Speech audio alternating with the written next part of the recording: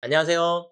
정상으로 인도하는 사람들 셀파 김혜성입니다. 이번 시간에는 법인세 예상 문제를 한번 뽑아볼까 합니다. 자, 우선 저희 카페에 업로드 시켜드릴 건데 법인조정 회차별로 출제 유형 정리표라고 하는 걸 제가 만들었고요. 119회 같은 경우에 지난 시험에는 기업 업무 추진비 조정 명세서, 감가상각비 조정 명세서, 업무무관 부동산 등에 관한 차입금 이자 조정 명세서, 소득금액 조정 합계표민 명세서, 기부금 조정 명세서 이렇게 5문제가 출제가 됐었어요. 그런데 이제 이렇게 각 회차별로 119회, 118회, 117회 이렇게 순서대로 다 유형별로 정리를 해놨고요. 이 정리표는 저희 카페에 가시면 바로 보이세요. 그래서 법인조정 출제 유형 정리표 이 영상 업로드하면서 동시에 저희 카페에도 가장 최신으로 해서 업로드해 드릴 예정입니다. 그래서 PDF 다운로드 받으시면 될 것 같고요.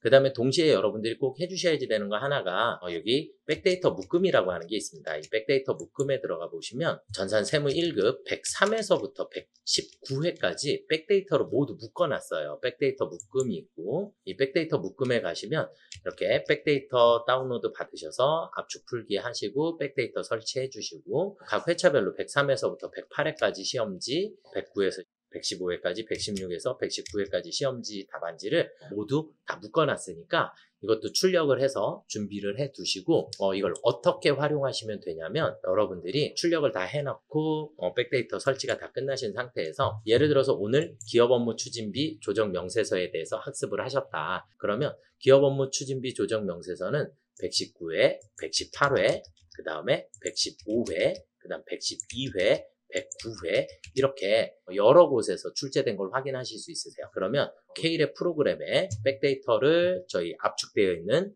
묶어놓은 백데이터를 한 번만 풀으시면 예를 들어서 119회에서 나왔었다. 그럼 119회는 119, 1 이렇게 여기 설명 붙여놨어요. 회차 정보 뒤에 1을 붙여주시면 그게 바로 회사 코드예요. 아시겠죠? 118회에 있는 걸 연습을 하시고 싶다. 그럼 문제는 118회 PDF든 프린트물이든 여러분들 준비하신 다음에 회사 코드를 118 그리고 1 하나를 더 써주시면 돼요. 그러면 이렇게 1181 코드전자로 변경하신 다음에 바로 기업 업무 추진비 풀어보시면 돼요. 그 다음 115회에도 기업 업무 추진비가 있으니까 따당 하신 다음에 115, 1 해주시면 사선전자 이렇게 해서 변경하신 다음에 바로 기업 업무 추진비 들어가셔서 문제를 풀어보시면 됩니다. 그래서 뭐 수익금액 조정 명세서에 대해서 오늘 학습을 하셨다. 그러면 수익금액 조정 명세서 이렇게 116, 114, 111에 있으니까 회사 코드를 바로바로 변경하면서 여러분들이 문제 유형이 어떻게 바뀌는지를 한꺼번에 같이 연습하실 수 있게끔 만들어 놓은 거니까 여러분들이 공부하실 때 잘 활용을 해보셨으면 좋겠다라고 생각을 합니다. 그래서 저는 무조건 법인조정은 유형별로 정리를 하셔서 문제를 비슷한 문제들의 유형을 계속 풀어보셔야지만 어느 정도 익숙해질 거다라고 생각이 드니까 여러분들 반복 연습해 주시고요. 정말 중요한 이번 120회에 법인조정 어떤 문제가 출제가 될 것인지 두구두구두 출제 예상 AI 제가 만들었어요.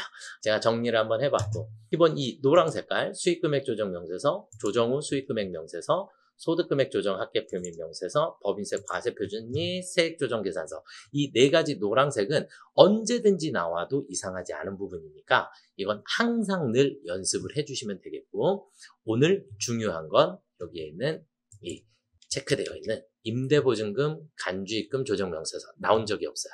나온 적이 없어서 한 번쯤은 학습해 주셨으면 좋겠고 퇴직연금 부담금 올해 나온 적 없기 때문에 나올 가능성 상당히 많고요. 대손금은 원래 118회에 나왔었기 때문에 제가 안 나오지 않을까라고 생각하지만 시험 문제 난이도 조절에 대손충당금처럼 쉬운 게 없어요. 그래서 난이도 조절 때문에 시험 문제가 조금 어려워지면 나오지 않을까라고 생각을 조금 해보고요. 그 다음에 세금과 부가금 명세서 같은 경우에는 재작년에는 시험이 1년에 3번이나 출제가 됐어요. 3번이나 출제가 됐는데 작년에는 한 번밖에 출제가 안 됐고요. 그래서 세금과 부가금 명세서가 이번 시험에 나올 가능성이 상당히 높지 않을까라고 생각을 하고요. 성급비용 명세서 매년 2번 정도 출제가 됐는데 올해는 아직 안 나왔기 때문에 성급비용 명세서도 한번 보셨으면 좋겠고 가지급금 인정이자 조정 명세서도 매년 2번 정도씩 출제가 됐었는데 올해 아직 출제가 안 됐기 때문에 출제될 가능성이 조금 크지 않을까라고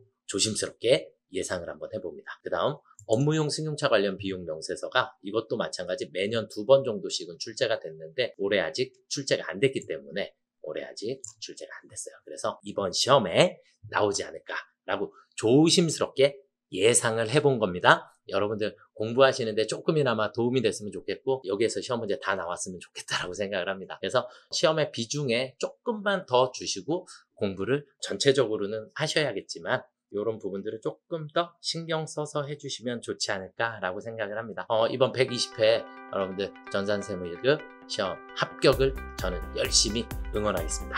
아자아자 화이팅! 감사합니다.